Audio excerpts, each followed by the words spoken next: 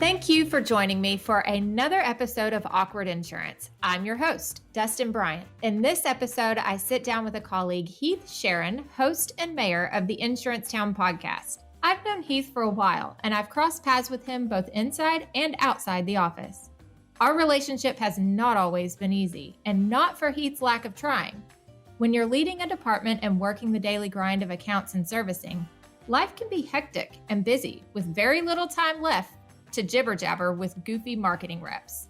I always gave Heath a hard time about walking in loud and unannounced when I was eyeballs deep in the servicing swamp. I'm excited to share this candid conversation between Heath and me that we recorded back in September. Between the squabbling, the conversation detours, and laughter, Heath shares quite a few golden nuggets on how account managers, CSRs, and even producers can get the most out of their meetings with carrier marketing reps.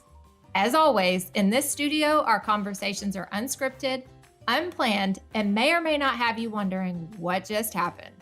If you haven't already, hit the subscribe button and share with all of your fellow insurance nerds. You do not want to miss an episode. Let's dive in. Today, we're just going to talk about some relationship stuff between, Heath, what are you? What do you call yourself? I'm a sales consultant. We'll go that route. Sales consultant. Tell me a little bit about what you do, bro. Right now, I feel like I juggle two professional jobs, careers. One is I get my paycheck from Allstate, and I work for them as a consultant on the independent channel for Encompass, which is going through a lot of changes right now. So that's even more fun. And so I go see agencies, or I see them on Zoom now, and just consult with them on what's going on in the industry, how they can better perpetuate their agency forward, how they can, figure out what's going on new with technology and whatnot. And then the other career that I'm managing is the mayor of Insurance Town. And so the mayor of Insurance Town, you have is mayorship a word? Is that? I think maybe, but I'm self-appointed, so it's kind of fun. I run unopposed every year, so it's pretty awesome. But isn't that what they call a dictatorship? Yeah, that's exactly what it is. Maybe I should change my title to the dictator of Insurance Town. I kind of like that better. It sounds cool. But anyhow, so no, I have this podcast, and I thought it was just going to be something that I would do for a few people to listen to here and there and have fun with. But it's turned into something that's actually caught on, and people are listening, and I get emails and phone calls, and it's been really cool to see. Did you start it out of boredom when COVID? Yeah, so it was a dream I've always wanted to do for the last 2 or 3 years, but I was, I always had excuses of why I couldn't do it and why I couldn't do it. And my wife, as soon as COVID hit, my wife said, "Babe, you got to do it. There's no reason why. You have no excuses anymore. You're just sitting at home all day. Buy you a microphone and do it." So that's what I did. And the whole mayor thing, I say I'm self-appointed, but kind of started, I'm second generation insurance professional, and I've been involved in all of these different associations and sat on boards and whatnot throughout my career. And I've gotten to know a lot of people. And I showed up at an insurance convention, I don't know, I guess it was Hot Springs several years back. And my title on my name tag didn't say Heath Sharon, it said the mayor. And so I just kind of stuck with me. And so was that by accident, or did you type that in and then, No, I typed in, Heath Sharon, EMC Insurance, whatever. That's back when I worked at EMC. And again, right, I guess this is where we met. You were an EMC rep. That's right. When I first met you, yeah. Our paths have crossed a couple of times in our professional careers. And one of our very first path crossings is actually your dad. This is true. This is very true. And so, yeah. He's the life insurance advisor over the police department that my husband worked for and I know he's a really busy man, and he was always really hard to get a hold of. And to this day, I really still do not know how much life insurance my husband has. All I know is that he's worth more to me alive than dead, which I can't say for myself. We try to keep that a secret. I've tried so many times over the year to get a hold of that man. I'm like, I just got to know if I can off this guy when I need to. They try to keep that a secret from you. So if you did find out, you might be like, wait a minute. It's a really good secret. Yeah, there you go. But yeah, Dad. Now he works over at the Big I, though. He's got an office over there, right? Yeah. which makes my life interesting, having my wife work for the PIA as the EVP and my dad over at the Big I running education classes. So I get it from both sides. So it's a lot of fun. That rivalry runs thick. So did you go into insurance because of your dad, or No, not at all. is it kind of a failure to watch thing? And he was like, dude, you got to do something. So No, actually, I started off right out of college working at a church, believe it or not. And I had this whole congregation of people, and my dad was using me to sell life insurance through my congregation. And it's good license. Insurance salespeople, sometimes they're worse than ambulance chasing lawyers. No, I tease about that. But yeah, he just said, you should get your license, and you've got a captive audience every single week that you pastor. Why not? And so, long story short, I got my license and started selling. This is why people are shying away from going back to church. Right? It's not it's not a pandemic or anything. It's life insurance salesman. But I didn't want to be Wayne Sharon's son my whole career. I wanted to do something else. And I figured out real quickly that it's better for me in PNC because you have to have that insurance. Like, it's required that you have home and auto insurance. It's not required you have life insurance. So I started to blaze my own trail in the PNC world and got working with a couple of different E&S brokers. And then, as you and I, you talked about earlier, we met at EMC, and that's where I really fell in love with insurance, working on the commercial side of EMC and a little bit of personal lines, again, where we met. But that was something that, excited me, was being on the PNC side more than anything else. No, so Heath, we got to know each other as you were I'm sorry if I get the words wrong, a marketing representative for EMC. Sure. That's what my title was then. So you're right. Right. We didn't write personalized EMC for a little minute because they were on a hiatus, and then they came back, and then they left, and then you were with Encompass all of a sudden. Mm-hmm. So that's kind of why I brought you here today, is I want to explore some of the relationships between marketing managers and customer service representatives or account managers. And you and I've recently come to discover that you had a particularly dark opinion of me. What's that about? Dude, I really and truly thought this woman hates me. As you're shooting at me through the camera here, I truly thought Dustin Bryant is the meanest woman in insurance, because I would come in, and again, back when I was at EMC. I don't think that's the word you want to use. But no, but you told me to be good. So in the beginning, when I first met you, back to the EMC days, I was a commercial first kind of rep.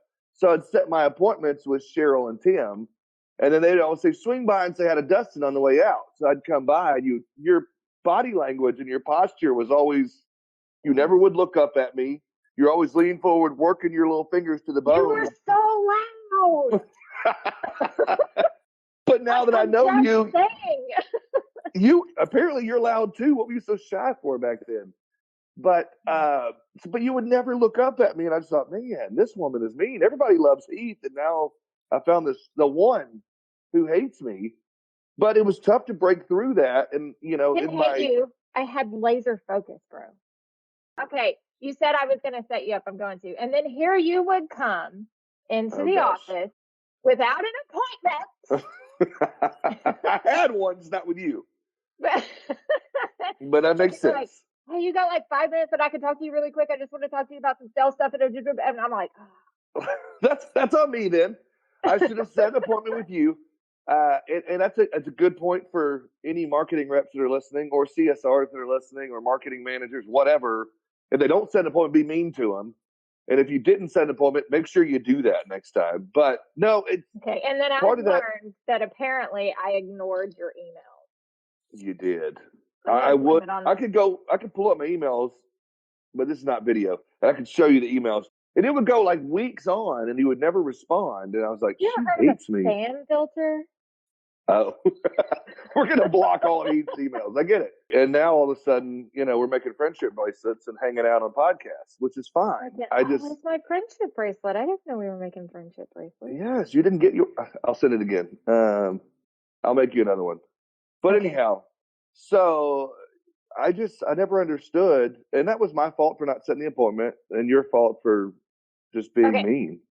All right. Oh. Well, I was about to actually apologize, which would have been like a first ever in my life, but I'm going to bite my tongue now. Oh, man. Like you would have had a one up on my husband there for a second, Oh. but it ain't going to happen now. No, then he'll arrest me. All right. Professionally and officially, I apologize for being laser focused and not paying attention to you when you didn't come into the office or when you came into the office without an appointment. Whoa. I officially and professionally accept your apology, Dustin Bryant. Wow. Okay. That's awesome. Well, Heath, I want to talk to you. I kind of see like your job. I've thought about this a little bit. Your job is kind of like dating account managers. And when I envision this, I envision it. Do you watch The Bachelor, Bachelorette, Bachelor in No, Paradise? I don't. But go ahead. I know what it is. Okay. Well, I envision it like The Bachelorette. So we've got a CSR with all of these, an independent agent with all of these carriers, and you're all vying for the quotes. So you're all like the bachelories. Is that a thing? What is multiple bachelors called? I'm going with you. I'm listening to you on this. This is fun. We're getting awkward. Yeah, okay. So we're going to go with the bachelories. So you're all the bachelories and you have to come in and basically woo us to be like, send me your quotes. And here's the thing. If you've not watched The Bachelor or The Bachelorette, there's always at least one contestant that comes in while the bachelor person is with a prospective other person and is like, can I interrupt? And they do it like 15 times in one episode. Can I interrupt? Can I interrupt? That's like what the marketing reps do. They're like, can I interrupt your good quotes? Can you quote me? So, okay, so you've got my personality, which you had to figure out how to manage over the years. So, what other kinds of relationships have you been in with account managers other than me? Well, I tell you, like I said earlier, most people I thought love Heath Sheeran, and all of a sudden I run into one that didn't. But I that being, didn't not love you. no, I understand. So I think going back to your analogy of the dating a CSR thing, I think it goes back to kind of, if you're going to use this analogy, we'll call it courting. I think it's about building that relationship and building that trust. And with CSRs, I've learned over the years, I guess 18 years almost now, that if you don't build that trust with authenticity and with providing some value, something different, because like you said, there's 100 reps that are coming in on a regular basis to come see you. Without appointments, no less. Right? And I've got to set myself apart. And for the longest time, and this is why I've loved the last 2 years of my career with the company I'm with now. Prior to that, it was one of those things where my prior employers would say, here's your hit list, here's your cheat sheet, here's your whatever, slide that across their desk and just, tell them what we want to write.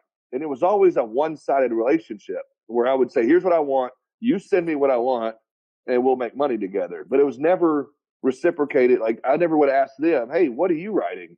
What's going on with you? And I always wanted to, but it was always a scripted thing that they wanted me to do. And I had these certain things I had to say and get across. Well, when I transitioned over to being an agent, which is where I was for that couple of years between the job I'm at now and EMC, I learned very quickly how annoying that was as I'm sitting there on the flip side of that. And I would have reps come in and they would be like, okay, here's what we want. We want da da da da da da da da. And I'm sitting there thinking, I don't write any of that. I don't want to write that. You're talking like your niche when you say we want da da da da da, like the niche? Yeah, the hit Okay, list. Okay. Yeah. For commercial, it's more of a hit list, or personal lines, it's we want, higher end, or we want lower end, or we want good credit scores, we want speeding tickets, we want what? Nobody wants You speeding want tickets. homes between 250 and 500 with That's what no everybody prior says. losses, high credit scores, Right. 1.5 children, 2.5 cars. That's what everybody wants. So again, when I'm sitting on the other side of the desk where I'd been preaching to for years, I realized at that point there's got to be a different way this is done. And I haven't had anyone come in and do it. I've had some good reps, and I'm not talking any trash about either reps that came in or any of the carriers that come in. It's just I wanted to do it a different way. And so when I got out of being an agent and went back into the sales role, what attracted me to that role was the new job was a sales consultant. It wasn't a marketing rep. It wasn't a territory rep or manager or whatever. It was a consultant. And he sold me on the fact of, you've got 16 years experience on agency and carrier side. You understand, like you just said, you understand, what needs to be done, how they're thinking, what that process is. Flip that around and maybe go in and ask them what they need, or do it your way. We're going to let you do it your way. So that's what I've started to do. Like I said, sales consultant role for me works better because I can use the knowledge that I've learned over the years, whether it's from PIA or whether it's from EMC or being an agent or being a life guy or AIM Society, CIC, whatever it is. And I'm able to go in and use that expertise to say, what are you doing? How can I help you? What are you writing? What is, something that I can bring value to your day? And I think going back to courting, whether you're male or female, who doesn't want to be courted? Who doesn't want to be asked what they want? Who I need doesn't you want to bring some Otis Spunkmeyer muffins. There you go. Or some bagels with some honey butter to put on them. I love honey butter. Yeah. I know, right? It's the best stuff. But I mean, that's the thing. You're exactly right when you say that, because a lot of them, when you say what, I'll talk to whether it's a Tim or whether it's a account manager or a CSR. It varies. Sometimes when you say, "What can I do for you?" they'll say, "Bring me bagels, bring me muffins once a month." No, I was just kidding about that. And some do say that, and some will say, "I need you to bring me good rates." That's what I needed when you would come in. But you have to understand, if we're talking to CSRs here, I need you guys to understand we don't control those rates. Well, I can't go. You don't control. Okay, so if you're talking to CSRs here and getting on the defensive there, we need you to understand that we're really good at what we do when we've got multiple markets. When we see our risk and we assess our clients, we know where they're going to fit usually. We might throw one out of the bucket every once in a while to see what the rates are doing. But when you come in and you're like, "Hey, I need you to quote," we're like, "Yeah, I don't really have a lot of time for just random quoting." So, I mean, that's what a good account manager does, especially one that's a good risk manager, is they know what their insurance companies are doing. So, I mean. But again, you have to go back to that. We know you don't control the rates. We know the insurance gods that be are the ones that control the rates. Well, Heaven sure, forbid but again, your client have 2 accidents and a teenage son you never heard of. But still. Okay, so going back to that relationship, though, and I know the big cliche on the company side that we say to you as CSR or account manager or agent, company, whatever it may be, the line is don't always sell on price. And I know 90% of that absolutely. No, I'm like a huge, that's not cliche, bro. That's like it. But again, so many people, we both know, I'm agreeing with you here, but we both know that the old 80-20 rule, 80% are going to sell on price and only price, and that's all they're going to do. And the good ones, the 20% that you and I know. I think it's 80%? What? Oh, it's the old 80-20 rule. All the good ones, are the 20%. It's hard for me to market don't sell on price when they've now got technology raters that only to give you the top 3 quotes. When once you bridge those over, sometimes those rates change or whatever may happen. Or it may be that they don't have the bells and whistles you need. And again, going beyond price. Arkansas needs earthquakes. Right. Let's go beyond even rates. Let's go back to the relationship side of it. If you put all your eggs in that one basket, let's say Progressive's the hottest rate ever. Everybody has a Progressive in their state. They're the hottest rate. You put 95% of your business that comes in with Progressive. They have a rate change. Oh no, now I've got 5% of my book with that one carrier. Or let's say you got 2 or 3 carriers that you're top heavy with, and 2 of those 3 have rate changes. Then you got to move that whole book. And so again, it goes back to that relationship and building up relationships with all of your carriers in some sort of capacity. And I think that it's something that's not done by all of CSRs or account managers or agents out there. Oh, was that a dig at me? No. Oh. No, not at all. Not You were, building a relationship with you until now. oh, no. You and I are besties now. We're good. But I feel like that relationship goes both ways. I feel like me as the company rep or whoever's listening as the company rep, we've got to do our best to take into account your needs and what's going on with you, how we can better serve you. Well, let me give you And another way to better serve. please, Give you another way to better serve. In my infancy of insurance, I was not in any kind of leadership role at all, but I had to write with all these different carriers, right? Still learning all the quotes and all the ins and the outs and, the POS systems and, all of that kind of stuff. Well, when the marketing reps would come in, I never got to see them. I was the one that was doing all the quoting. It was my department leader that was doing all the meeting with all of the carriers. And there was like once or twice a year where we ever got to sit down with any of the marketing reps and have discussions about what their systems can do and what their systems can't do, or, little tips and tricks about tweaking the insurance score here, or, whatever, swapping drivers on something, whatever it is. Marketing folks maybe could stand up for the little guy, the little CSR, and be like, because, it's like, have you ever played the game? No, I don't know the name of it, but I can describe it, where you've got this long line of people and you start a rumor at one end and you see what it sounds like by the time it gets to the end, and it's something totally telephone? different than what it. Telephone. Oh, good. I'm Grandpa. Remember, that's a game back in my day. We played That's because telephone. you had telephones with cords, and you probably even had party lines, didn't you?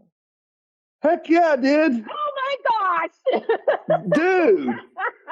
Oh yeah, growing up, all I had to know was the last 4 digits of my phone number. I didn't need all 7. I just well, need that's the because last. that's all there were 4 digits when you were growing up. Okay, that hurts a little. I'm only 40. But either way, the department leader sits down with the marketing folks, and they get all the tips and tricks and especially those fun little tricky cheat sheets that you can hand out that tell you about all the different discounts or all the different, the coverage differences. Like if you're trying to sell against one company from another, this is kind of what sets you apart, kind of thing. That stuff never gets like explained. You get it put on your desk. And I'm thinking back to when I was like brand new. I had no idea what to do with those. The one that made the most sense to me was Travelers, because it was all pretty and color coded. But I never got to sit down with the marketing managers, and that's the thing that I strived for the most when I was able to do that, was to be able to bring the team in when I could and meet with the marketing managers too. And I always appreciate that about you. But that's something that I feel like later on in my career, I feel like I learned that, and I always try when I go in. And I'll give you a little secret that some people may or may not know that's listening to this. Us marketing reps, as you would call us, sales consultant, marketing manager, territory, whatever it's called, we have a certain amount of visits we have to do per year that we're judged upon. Right. And so if that's a high number, then, we're fine. But if that's a low number, whatever that is, we have to see a certain amount of agents. So again, for me personally, I figured out, okay, if they're wanting me to see Brown and Brown, for example, 7 times a year, Tim doesn't want to see me 7 times a year. So I may set the appointment with. Came in without appointment. Right. So let this go. You shouldn't. So I could go see Tim 2 times a year, Cheryl 2 times a year, Rosemarie 2 times a year, and go see you once. Or I could rotate that around to go see. I'm just, oh my gosh, you're so sensitive. No, I'm just saying, undertones to conversations carry a lot of meaning. You're right. I just used a name. Okay. But the point being, you should rotate that time around. And again, if the marketing rep that's listening now hasn't ever thought about that before, you're an idiot. Start thinking ahead and saying, okay, if I've got to see this agency 10 times a year, the principal doesn't want to see me that many times. Let's go see different CSRs, different account managers. Heck, spend 30 minutes one day. One of the hardest things to do that I think that marketing managers try to do is to get everybody all together all at once. Yeah. Incredibly hard that is. I can't even get my husband and myself together all at once. Understood. Right. So that's awesome advice, to rotate the meeting schedule and get everybody in, but definitely make time, especially for the new CSRs. When you first started in the insurance industry, did you have a training manual? No. Exactly. That's my point. That's where I was. Oh, I'm sorry. I just jumped the gun there like hugely. No. But again, I will say That's the this. point. When you Yeah. start in insurance, a lot of your training is here's your desk, have fun. And so what you learn is like from what you hear other account managers talking, you hear other CSRs talking, you hear the producers quoting and talking to their clients. I had no idea how to talk to a client when I first started this stuff. So you learn from being able to interact with other people. And the marketing managers, here's one thing I was going to ask you, and I'll ask you later, but there's one instance of like fake it till you make it that I can remember professionally. And it was sitting with marketing managers and all those fancy three little acronyms that y'all use. And yeah, this is before I had earned any college degrees. It was the ROIs and the loss ratios and the premium versus revenue and the retentions and the rolling 12-month averages. And I had no idea what you're talking about, but I'm like, yeah, those are important numbers and I understand what you're I had no clue, but that's where training comes into play whenever you're just learning by experience. And so if marketing managers could stop talking to the top dogs all the time and maybe talk to some of the little folks every once in a while, you're benefiting yourself by doing that because you're teaching them what all of these fun numbers mean, which gets them more proactive in what they're doing at their desk. And when you're the one that taught it to them, when you're the one that kind of sat back there and maybe unknowingly gave them the information that they needed to be a better version of their career path, they're going to like, well, hell, Heath. I hear you. And maybe that's something that, on both sides, why not use that opportunity to say, marketing manager, we'll call it Heath, for example. Heath, I don't understand what ROI and whatever means. Why don't you, teach me some of this or give me a one sheet? And on the flip side, if I know I'm talking to a new CSR or the first 2 or 3 years CSR, maybe make a sheet to say, here's some common terms that we use that might help you, or here's how this works, or here's some things that I shared with your manager that might be able to help you without giving away secrets or anything. But I think we can help each other out in that moment because, again, we've all been there. We've all had fake it till you make it moment. Right. Yeah. No, that's a great point for like infant agents, newbie CSRs to speak up maybe and ask what that stuff is. But if there's one Not thing be that afraid I've learned, because sometimes, well, I don't know we've that all it's been being there. Well, right. Okay. I hear you. But what I'm saying is, You could edit that out if you need to. no, not at all. We're not editing anything. This is all going raw. What I'm saying is, well, crap. Now I've lost my train of thought, Keith. My bad. I was just saying we've all been there.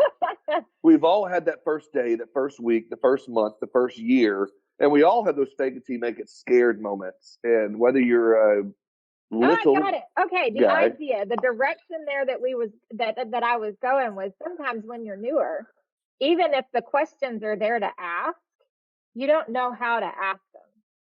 So you might have ROI and revenue versus premium and loss ratios, and you can be like, what's that? But that's kind of a general question and it's hard to answer, especially when you don't know how to put that word into a sentence. So I feel you on that. I get you on that. And I'm absolutely an advocate for people standing up and asking the questions that need to be asked. But sometimes you don't know what questions to ask when you don't know what you're talking about. Yeah. Maybe you and I need to put together that training manual. Let's do it. Yes. Insurance for dummies, not even dummies. Sorry. That's a bad word to use, I think. But anyhow, I digress. I really do feel like, again, back to the fake it till you make it, we all have those moments. And I think we've all been there. And as you and I talked about, even going back to, you said not knowing, going back to when your kids played soccer, you didn't know the first thing about soccer. And now you're a Holy pro crap, out there. right? But that's where nowadays we are all blessed with the idea or the fact that we have Google, we have smartphones. Back in my day, when I first got in, we didn't have smartphones. Back when my phones weren't creaky. Right?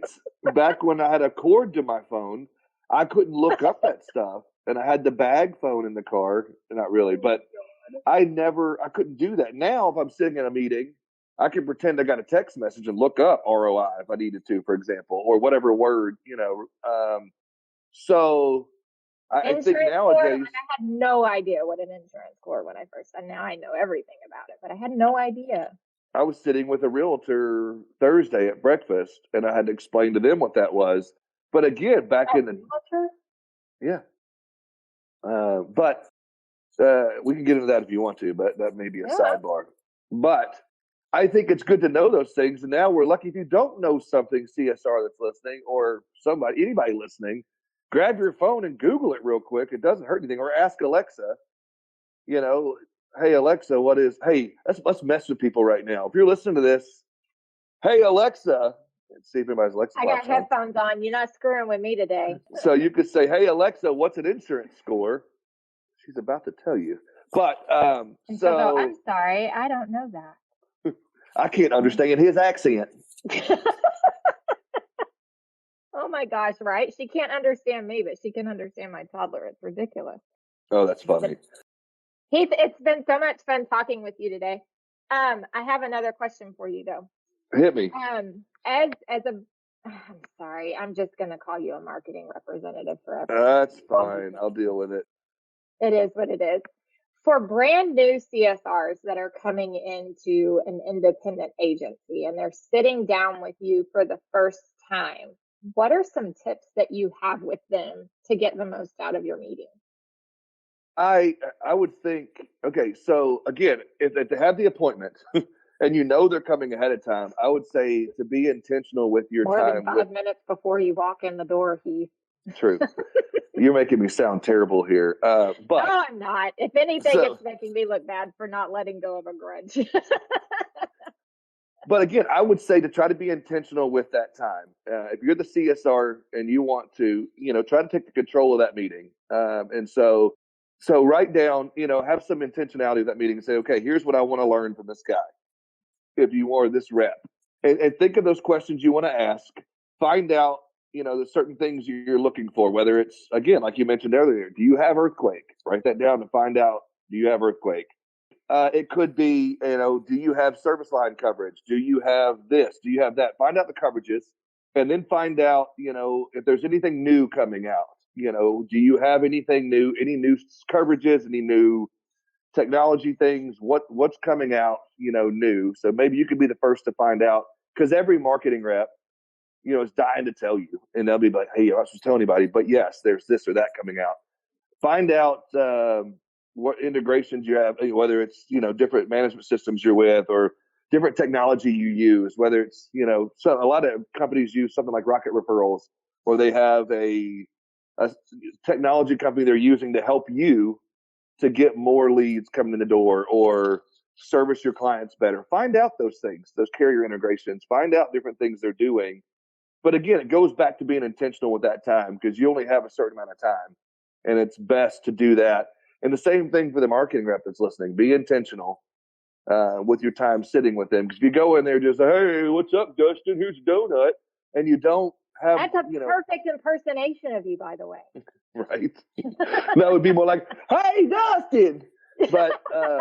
But again, if you just go in there haphazardly and, no plan, no idea what you want to talk about, and you're just going to punch your time card, gosh, I'm old, punch the time card, then again, you're not going to have the best meeting moving forward. Well, if I could add to that from the other side, for a CSR that's new to it, or even a marketing representative that may be even new or old to the game, CSRs and building the relationships with the marketing managers is absolutely essential and necessary and helpful, because I can't tell you how many times I had marketing reps, they can help the account managers.